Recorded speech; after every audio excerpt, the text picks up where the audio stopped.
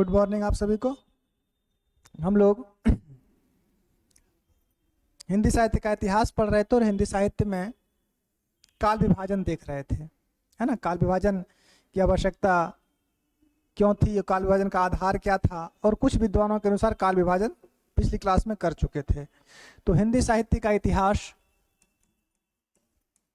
हिंदी साहित्य का इतिहास हम लोग कर क्या रहे थे, तो काल विभाजन कर रहे थे। क्या कर रहे थे? काल विभाजन। और काल विभाजन से संबंधित ये कौन सी क्लास थी?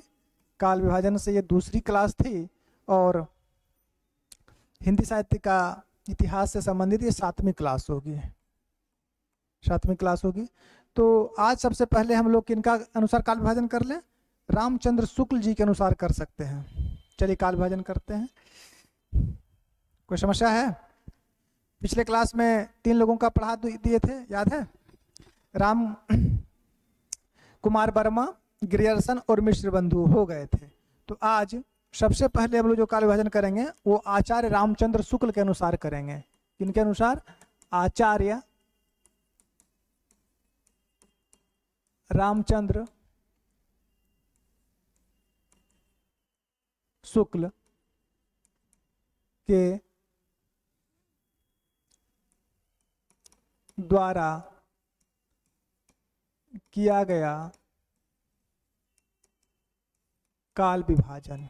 आज सबसे पहले हम शुक्ल बाबा को ही देखते हैं कि आचार्य रामचंद्र शुक्ल जी ने काल विभाजन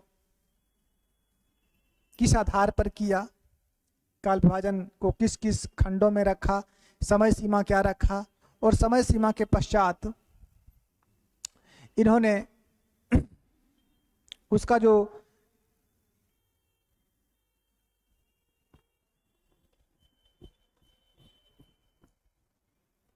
नामकरण किया था वो किस आधार पर किया, और इनके काल विभाजन में दोष क्या हैं, क्योंकि इनके काल विभाजन में सिर्फ अच्छाइयाँ नहीं कुछ बुराइयां भी हैं, तो उनको भी जानना हम लोगों का कर्तव्य है। क्योंकि हम लोग साहित्य के विद्यार्थी हैं, तो साहित्य को पर आलोचना करना हम लोगों का एक धर्म भी है कि क्या गलती है और क्या सही है।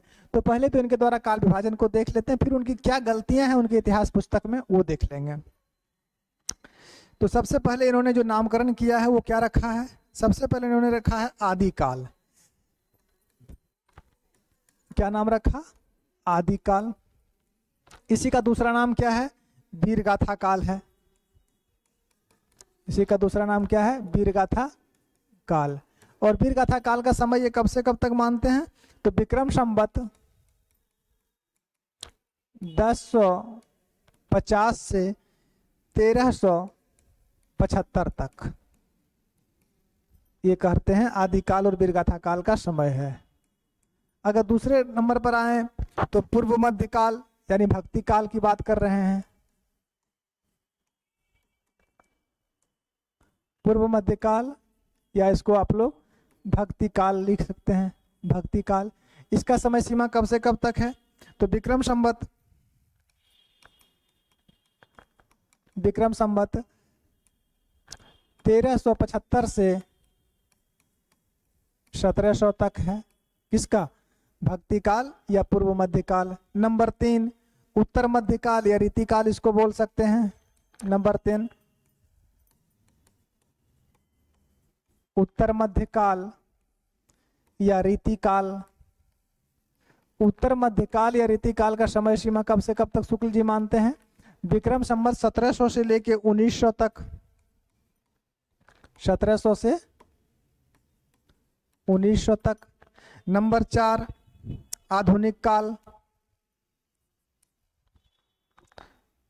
या इसको गद्य काल भी नाम इन्होंने दिया है। आधुनिक काल, या इसको क्या बोल सकते हैं? इसको गद्य काल बोल सकते हैं। इसका समय सीमा कब से माना है? इसका समय सीमा माना है विक्रम संवत 1900 से आद्यतन, 1900 से आद्यतन। और इन्होंने गद्य काल का फिर 3 विभाजन किया है। प्रथम उत्थान, द्वितीय उत्थान और तृतीय उत्थान के नाम से। तो इसको भी आप लोग देख लीजिए। इन्होंने आधुनिक काल या गद्य काल का जो विभाजन किया है वो इस आधार पे किया है। पहले का नाम रखा नई काव्यधारा प्रथम उत्थान। क्या नाम रखा? पहले का नाम रखा नई काव्यधारा प्रथम उत्थान।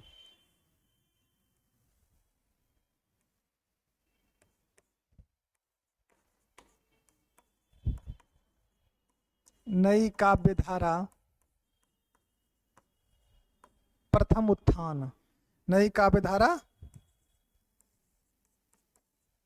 प्रथम उत्थान। इसका समय सीमा ये कब से मानते हैं? इसका समय सीमा ये विक्रम संवत 1925 से कब तक? 1950 तक। नई काव्यधारा प्रथम उत्थान का समय सीमा विक्रम संवत 1925 से विक्रम संवत 1950 तक कौन मानते हैं? आचार्य रामचंद्र शुक्ल मानते हैं। इसी का दूसरा खंड जो किए हैं उसका नाम क्या है? नई काव्यधारा द्वितीय उत्थान। नई काव्यधारा द्वितीय उत्थान। द्वितीय उत्थान। इसका समय सीमा विक्रम संवत कब से कब तक? विक्रम संवत 1950 से 1975 तक। ठीक है।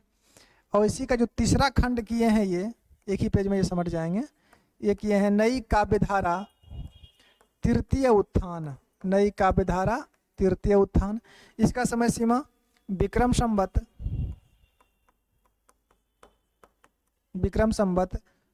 1975 से आद्यतन। 1975 से आद्यतन। ये काल विभाजन जो था ये आचार्य रामचंद्र शुक्ल जी के अनुसार था। अब इनके काल विभाजन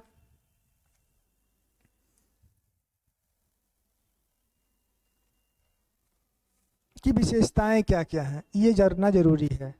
तो एक लाइन में लिख सकते हैं, शुक्ल जी द्वारा किए गए काल विभाजन की विशेषताएं।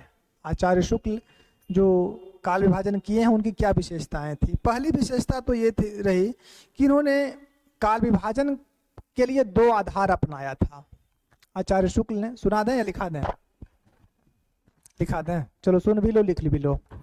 इन्होंने आचार्य रामचंद्र शुक्ल जी ने काल विभाजन के लिए दो आधार अपनाया था।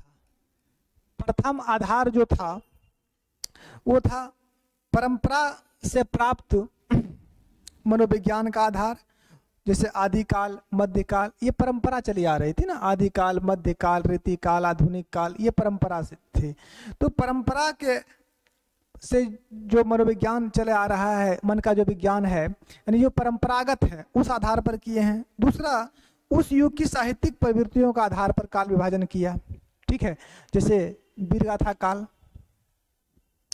उसके बाद इसको बोल सकते हैं भक्ति काल। जो साहित्यिक प्रवृत्तियों को भी आधार बनाया और परंपरागत मनोविज्ञान को भी आधार बनाया था। शुक्ल जी द्वारा किया गया काल विभाजन सरल और स्पष्ट भी है, इन्हीं यही सर्वमान्य भी है। अब इनके समय सीमा को अगर देखा जाए कि 1050 ईस्वी ये मानते हैं विक्रम संवत में, ऐसे समझो कि 1050 मानते हैं ये विक्रम संवत में। इसमें 57 वर्ष घटा देगा तो कितना आएगा? अगर 57 वर्ष इसमें घटा दो तो कितना आएगा? अब जो आएगा वो ईस्वी सन में बन जाएगा। यहाँ 3 हो गया, यहाँ बच गया 933 है ना। 57 वर्ष अगर घटा दो तो 993 आ रहा है। तो इस आधार पर आप लोग विक्रम संवत भी निकाल सकते, ईस्वी संवत भी निकाल सकते हैं काल विभाजन के आधार पर। विक्रम संवत में 57 वर्ष माइनस कर देने से ईस्वी निकल जाता है। स्पष्ट है। जब ईस्वी पता हो गया तो आप किसी का भी काल विभाजन कर सकते हैं। मान ले प्रश्न परीक्षा में प्रश्न पूछ लिया जाए कि आचार्य शुक्ल ने आदिकाल का समय सीमा कब से कब तक माना है, और आपसे प्रश्न पूछ लिया जाए ईस्वी में, तो क्या करेंगे? तो ये तो विक्रम संवत में माने, इसमें 57 वर्ष क्या कर देना है? माइनस कर देना है। निकल जाएगा क्या? ईस्वी। आई बात समझ में? 57 वर्ष माइनस करेंगे तो क्या निकलेगा? ईस्वी निकल जाएगा। और ईस्वी में 57 वर्ष जोड़ देंगे तो क्या निकल जाएगा? विक्रम संवत निकल जाएगा। चलो अब थोड़ा सा इनके बारे में, इनकी काव्य प्रवृत्तियां की या इनका काल विभाजन का जो आधार है उसको आप लोग देख लीजिए कि उनका काल विभाजन का आधार क्या है या विशेषताएं क्या है। लिखिए, शुक्ल जी या आचार्य शुक्ल, आचार्य शुक्ल द्वारा किए गए काल विभाजन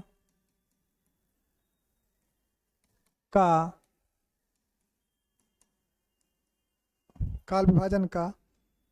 या काल विभाजन की कर लीजिए, काल विभाजन की विशेषताएं, विशेषताओं के बाद थोड़ी सी इनकी बुराइयां भी कर लेंगे, है ना, अर्थात दोष भी देख लेते हैं। आचार्य शुक्ल द्वारा किए गए काल विभाजन की विशेषताएं बताए थे ना कि शुक्ल जी ने काल विभाजन दो आधार पर किया है। एक बात तो ये लिख लीजिए कि आचार्य शुक्ल जी या आचार्य शुक्ल ने काल विभाजन दो आधार पर किए हैं। आचार्य शुक्ल ने काल विभाजन दो आधार पर किए हैं, दो आधार पर किए। आचार्य शुक्ल काल विभाजन कितने आधार पर किए हैं? दो आधार पर। पहला आधार क्या है? पहला आधार है परंपरा से प्राप्त मनोविज्ञान। परंपरा से प्राप्त मनोविज्ञान। अगर परंपरा से प्राप्त मनोविज्ञान को देखें तो क्या नाम दे सकते हैं हम लोग? परंपरा से प्राप्त अगर मनोविज्ञान की बात करें तो परंपरा से प्राप्त मनोविज्ञान के आधार पर हम लोग लिख सकते हैं आदिकाल, जैसे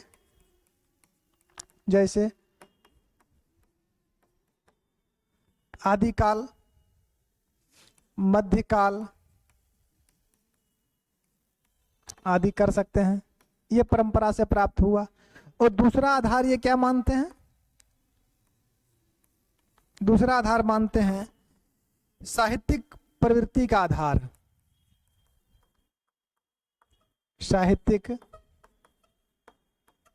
प्रवृत्ति का आधार। अगर साहित्यिक प्रवृत्ति का आधार हम लोग देखें तो साहित्यिक प्रवृत्ति का आधार जो है वो क्या है? तो साहित्यिक प्रवृत्ति का आधार इनका इस प्रकार है, जैसे कि नामकरण को अगर देखें साहित्यिक प्रवृत्ति के आधार पर तो इस रूप में कर सकते हैं वीर गाथा काल, जैसे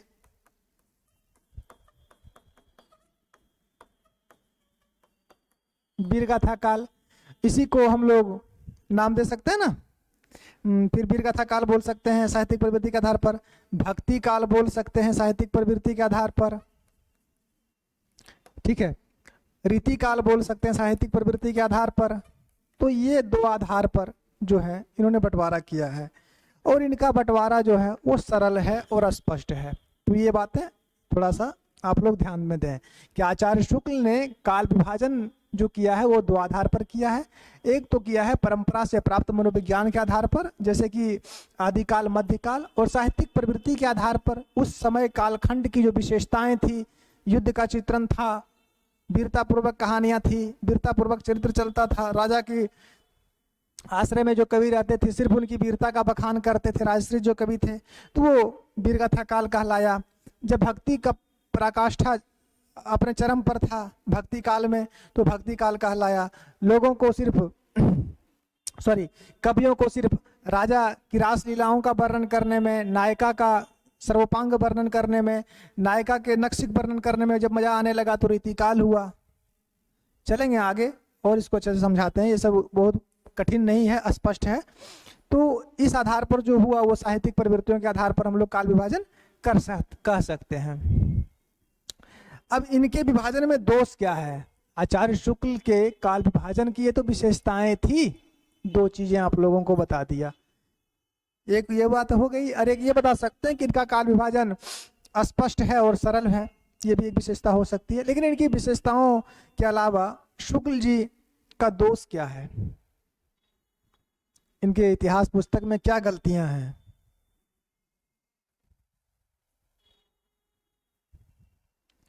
पहली गलतियां अगर हम इनके बताएं,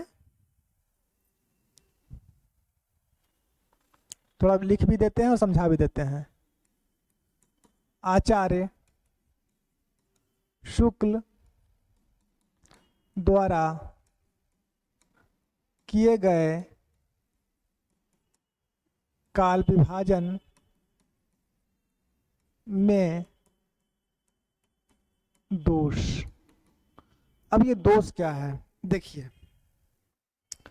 अगर बात किया जाए कि शुक्ल जी ने हिंदी साहित्य का आरंभ कब से माना, तो शुक्ल जी ने हिंदी साहित्य का आरंभ माना विक्रम संवत 1050 ईस्वी से।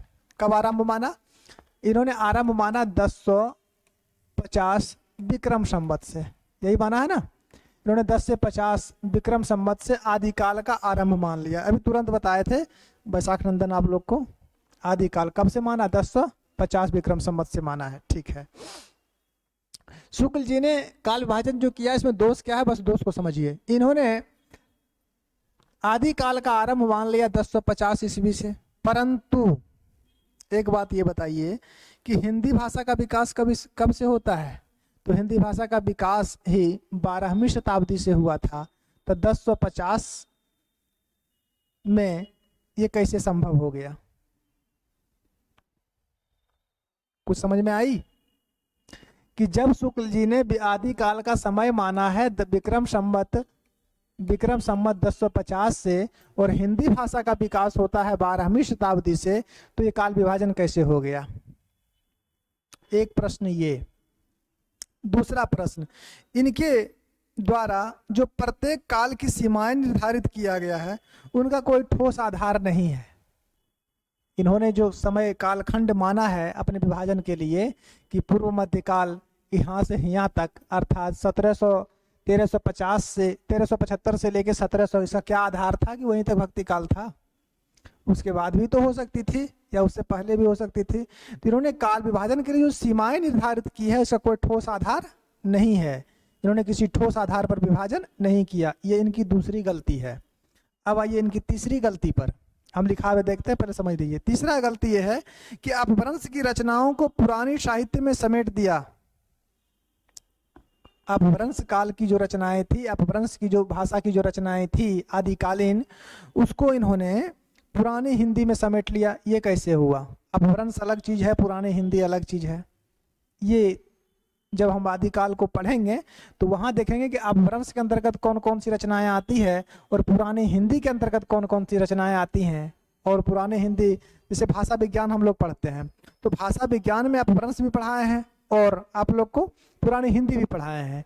तो पुरानी हिंदी में किस वर्ण का योग था, किस वर्ण का वियोग था, कौन से वर्ण थे, कौन से वर्ण नहीं थे, उसका व्याकरणिक मत क्या था, उसका सामाजिकरण क्या था, ये सब बताए हैं। अपभ्रंश का भी बताए हैं। तो इन्होंने पुरानी अपभ्रंश साहित्य को पुराने हिंदी के अंतर्गत कैसे समेट दिया? तीसरी गलती, गलती नंबर 4, ये अधिकांश रचनाओं का समय निश्चित नहीं कर पाए हैं। अधिकांश रचनाएं, इनके इतिहास को पढ़ेंगे तो इनके इतिहास में अधिकांश रचनाओं का प्रकाशन वर्ष या अधिकांश रचनाएं जो भी हैं उसका समय निर्धारित नहीं किया गया है कि किस कालखंड में किस समय ये रचनाएं लिखी गई, उसका कोई प्रमाण नहीं है। पांचवी गलती, भक्ति काल की बहुत सारी काव्यधाराएं जो थी उसको अनदेखा कर दिया गया इन्हों के साहित्य में। अगर इनके हिंदी साहित्य के इतिहास को पढ़े होंगे तो ये चीजें आप लोगों को मिली होगी। तो ये भी इनकी गलती थी। इनके इतिहास में सिर्फ काल विभाजन में दोष भी है, और ये 5 दोष आप लोग को बताए हैं। अब बताइए कि ये 5 दोष को लिखा दें या समझ गए? लिखा दें, अच्छी बात है प्रभु, लिख लीजिए। आचार्य शुक्ल द्वारा किए गए काल विभाजन में दोष। पहली बात ये कि शुक्ल जी, जब दोष लिखिएगा तो लिखिए नंबर 1, शुक्ल जी ने हिंदी साहित्य का आरंभ, शुक्ल जी ने हिंदी साहित्य का आरंभ विक्रम संवत 1050 से माना है, 1050 से माना है, परंतु हिंदी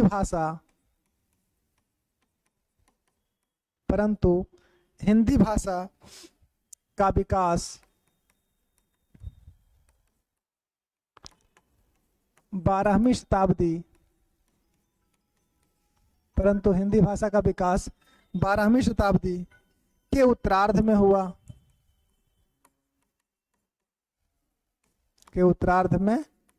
हुआ, ये इनकी पहली गलती है। शुक्ल जी ने हिंदी साहित्य का आरंभ विक्रम संवत 1050 से माना है, परंतु हिंदी भाषा का विकास 12वीं शताब्दी के आरंभ में हुआ। कुछ बातें पकड़ में आई, आ गई ना। नंबर 2, इनकी दूसरी गलती, इन्होंने जो काल विभाजन किया, या इन्होंने जो काल विभाजन की सीमाएं निर्धारित की, इन्होंने जो काल विभाजन की सीमाएं निर्धारित की,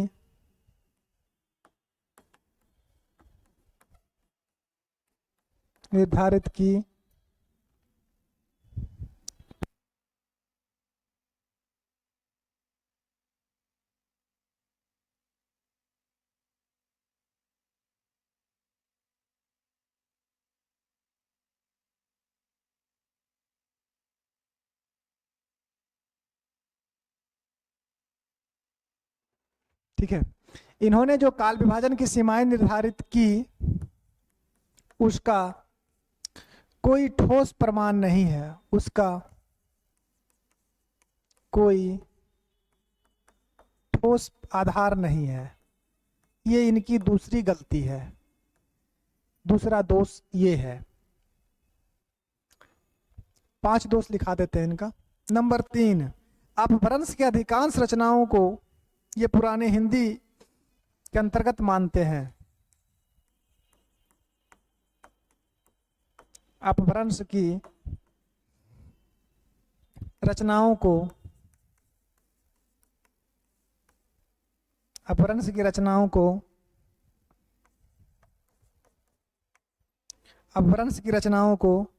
पुराने हिंदी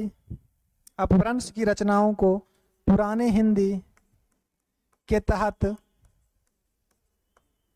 अपभ्रंश की रचनाओं को पुराने हिंदी के तहत समेट लिया। ठीक है, जो उचित नहीं है। अपभ्रंश अलग चीज है, पुराने हिंदी अलग चीज। ये तीसरी गलती, यानी तीसरा दोष ये है। लिखिए, और दोष लिखा देते हैं। भक्ति काल नंबर 3। नंबर 4, भक्ति काल की बहुत सी काव्यधाराओं को अनदेखा भी किया गया।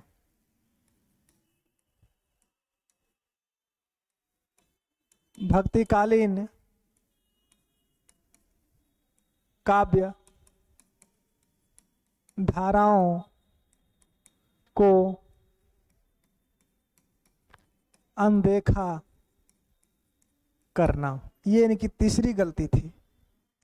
भक्ति काल में सिर्फ राम काव्य और कृष्ण काव्य ही नहीं हुआ था, और भी बहुत सारी काव्य धाराएं हुई थी, बहुत सारे संप्रदाय हुए थे, उनको भी इन्होंने अनदेखा किया। और एक दोष इनका और लिख लीजिए, वो ये कि ये अधिकांश रचनाओं का समय निर्धारित नहीं कर पाए हैं। ये अधिकांश रचनाओं का समय निर्धारित, ये अधिकांश रचनाओं का समय निर्धारित नहीं कर पाए हैं। ये इनकी पांचवी, इनके इतिहास पुस्तक की ये 5वां दोष था जो आप लोगों को बता दिए हैं। तो ये विभाजन जो हम लोग कर रहे थे वो आचार्य शुक्ल के अनुसार कर रहे थे, और आचार्य शुक्ल द्वारा काल विभाजन कर रहे थे। ये कौन सी क्लास है? ये 7वीं क्लास है काल विभाजन की, और आचार्य शुक्ल का काल विभाजन हम लोगों ने देख लिया। अब आचार्य शुक्ल के काल विभाजन के बाद काल विभाजन में की क्या विशेषताएं थी, विशेषताएं भी देख लिए, आधार भी देख लिए, और इनके दोष भी देख लिए कि इनके विभाजन में क्या दोष रह गया, वो दोष भी हम लोगों ने देख लिया। अब इनके बाद अगले विद्वान का विभाजन देखते हैं, डॉक्टर रमाशंकर शुक्ल रसाल। राम कुमार वर्मा जी जो हैं वो पहले क्लास में हो चुके थे, तो आज डॉक्टर रमाशंकर शुक्ल रसाल द्वारा किया गया काल विभाजन देखते हैं। लिख सकते हैं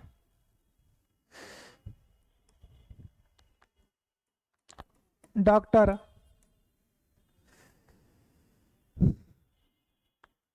रामशंकर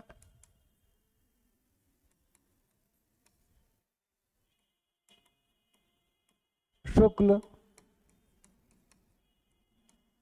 रसाल।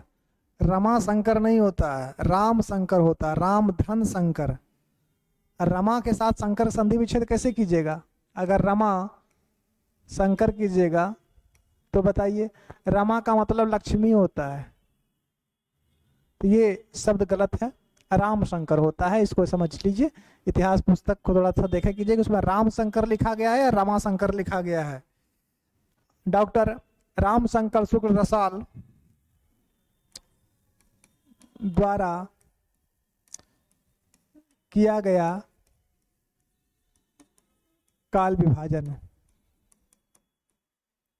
अरे रमा शंकर कैसे हो सकता है? तुम लोग भी अजीब बात करते हो यार। रमा का मतलब लक्ष्मी होता है, राम शब्द अलग है। रमन्ते इति राम, जो सब में भ्रमण करे वो राम है, और रमा का पर्यायवाची लक्ष्मी का नाम है, माता लक्ष्मी, भगवान विष्णु जो है उनकी पत्नी, अर्थात जिनको आप लोग धन की देवी मानते हैं, उनका एक पर्यायवाची है रमा। ठीक है, राम रमापति कर धन लेहु, अखेचहु काप सिटहि संदेहु। चलिए, तो डॉक्टर रामशंकर शुक्ल रसाल द्वारा किया गया काल विभाजन। अच्छा, इनके पुस्तक के नाम क्या नाम है? रामशंकर शुक्ल जो रसाल जी हैं, इनके पुस्तक का नाम क्या है? इनकी रचना क्या थी? अगर रचना की बात करें तो इनकी रचना का नाम था हिंदी साहित्य का इतिहास। हिंदी साहित्य का इतिहास इनके पुस्तक का नाम है। प्रकाशन वर्ष क्या था? 1931 ईस्वी। इस पुस्तक के अनुसार जो काल विभाजन किया गया है वो आप लोग को लिखाते हैं, इसको ब्रैकेट में कर लीजिए।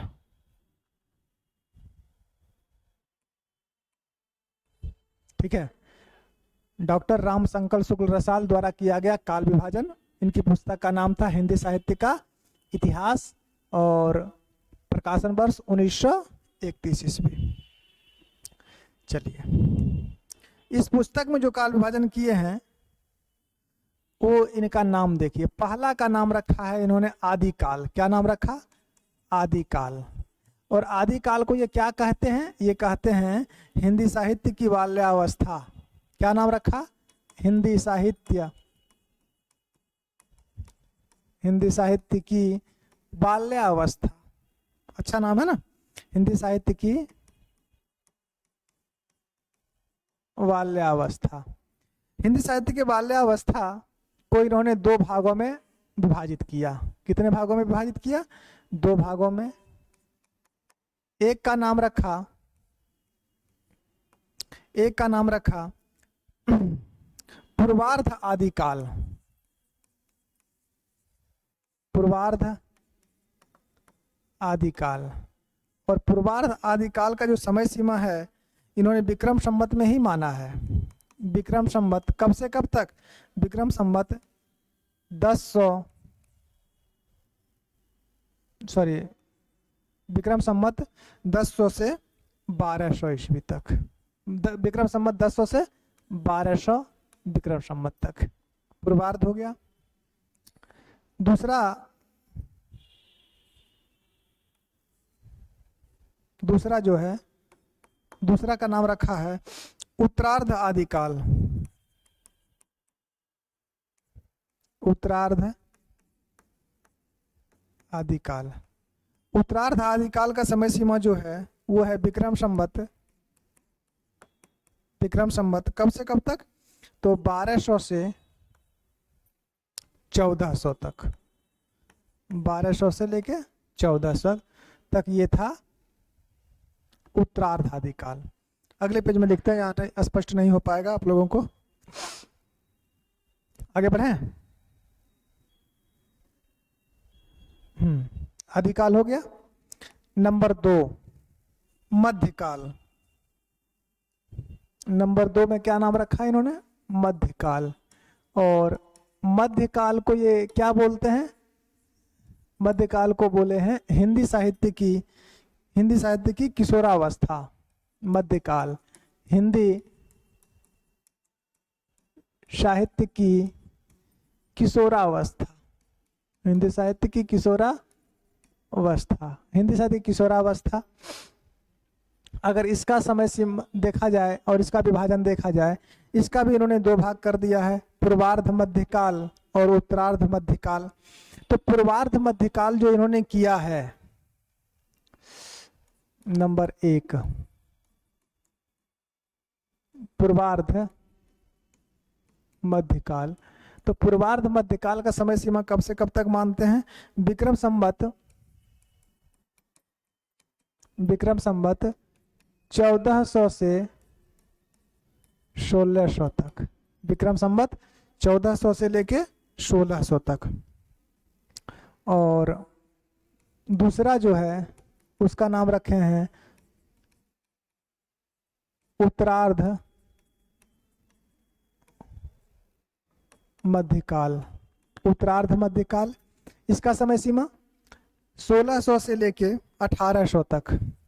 विक्रम संवत 1600 से 1800 तक। ये काल विभाजन किसका हुआ? मध्यकाल का। नंबर 3 में आइए और लिखिए आधुनिक काल। तीन विभाजन ये किए ही हैं, तो चौथा कहाँ से लिखा देंगे? नंबर 3 में क्या मानते हैं? आधुनिक काल, अर्थात हिंदी साहित्य की युवावस्था। बाल्यावस्था, किशोरावस्था और युवावस्था। तीसरा नंबर में आधुनिक काल। आधुनिक काल का ये नाम दिए हैं हिंदी साहित्य की युवावस्था। हिंदी साहित्य की युवावस्था। इसका भी इन्होंने फिर 2 भाग किया है। इसका भी इन्होंने फिर 2 भाग किया है। नंबर 1 में नाम रखे हैं परिवर्तन काल। नंबर 1 में परिवर्तन काल। और परिवर्तन काल का समय सीमा है विक्रम संवत